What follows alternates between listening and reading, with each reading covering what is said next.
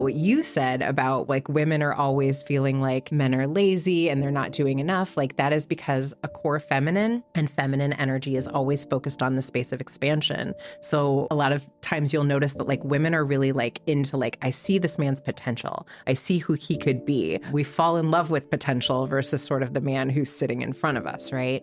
With men, a lot of times what happens is they'll say, oh, she was amazing in the beginning. She was so sort of like hearted and like all of this like playful sexual energy and go with the flow. And now it's just like, where did that woman go? I want her back. I want her to be who she was, because the masculine energy is sort of fixed energy and wants things to be what they have been. That structure like stays the same. If we understand what is different about us versus attempting to make the other process the world in the same way that I do, which they never will. Like so often a man will fall in love with a woman's like radiance and her playfulness and then her expansive energy and like, oh, she like sees the world so differently than I do. But then he'll want her to like be like structured and like make sense and be logical about this and stop being all of this like wild feminine energy.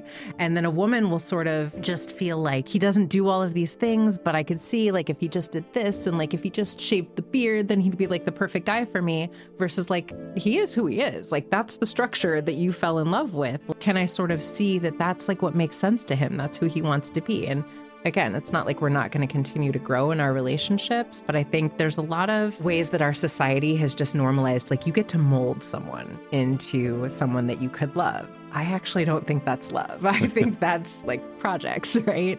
And it makes that other person, if we look at it from like the psychology of what's happening, a lot of times feel the way they felt when they were criticized by a parent, when a parent was telling them like, here's what you need to do different, here's where you're falling short or not enough. And so our inner teenager just like wants to rebel and like, no, we are not going to make any change.